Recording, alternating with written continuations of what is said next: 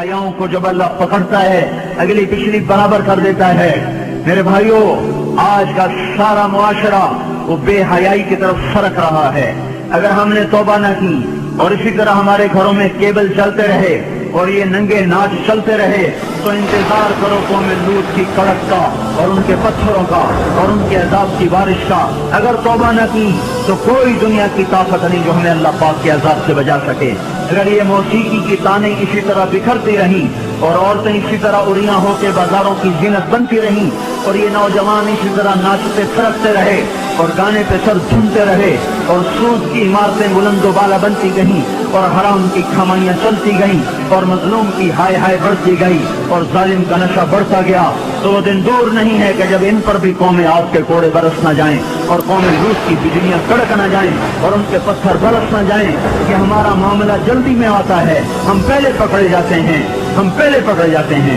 اور یہ میرا اللہ سن رہا ہے، میں اسی کے دعوے پہ یہ بات کر رہا ہوں کہ ساری دنیا کے باطل پر بھی اللہ کا ہاتھ پڑ چکا ہے، اللہ کا ہاتھ پڑ چکا ہے۔ یہ معاشرہ بے حیائی کی حدود پر آ چکا ہے، یہ معاشرے سے سور شرماتا ہے۔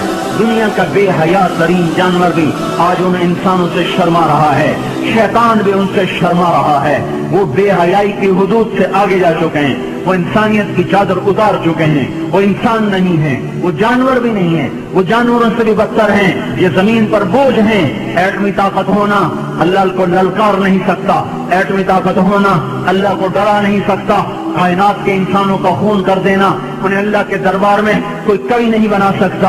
ان قریب اللہ کا ہاتھ پڑنے والا ہے، وہ پکڑ کے دکھائے گا۔ وَكَذَلِكَ أَخْذُ رَبِّكَ إِذَا أَخَذَ الْقُرَىٰ وَهِيَ ظَالِمَةٌ إِنَّ أَخْذَهُ أَلِيمٌ شَدِيدٌ۔ اللہ تعالیٰ بے حیاؤں کو مہلت نہیں دیتا، اللہ تعالیٰ بے غیرتوں کو مہلت نہیں دیتا۔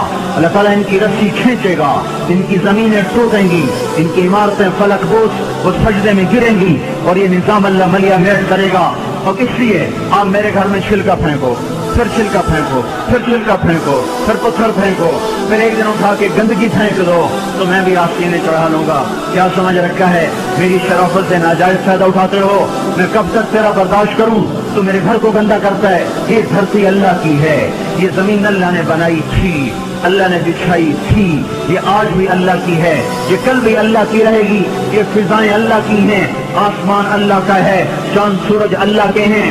یہاں اللہ تعالیٰ بدماشی کو کچھ تو مہلت دیتا ہے۔ آپ نے زمین کو زنا سے گندا کیا، وہ دیکھتا رہا، سود سے گندا کیا، وہ دیکھتا رہا، مظلوموں کو خون بہائے، وہ دیکھتا رہا، گھروں کو آگ لگائی، وہ دیکھتا رہا، ناچنا شروع کر دیا، وہ دیکھتا رہا، گھر گھر میں گانے بجانے اور گانے بجانے کے آلات عام ہو گئے، وہ دیکھتا رہا، رنڈیاں گانے والیاں معزز ہو گئیں، وہ دیکھتا رہا، فاسق فاجر زانی شرابی وہ آپ کے ہیرو بن گئے، وہ دیکھتا رہا، ظالم حکمران بن گئے، وہ دیکھتا رہا۔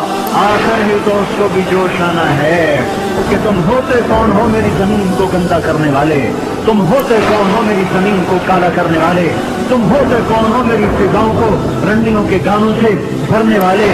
میں خود آ رہا ہوں، اقام اللہ فلا تستعجلوہ، جلدی نہ مچاؤ، میں آ رہا ہوں۔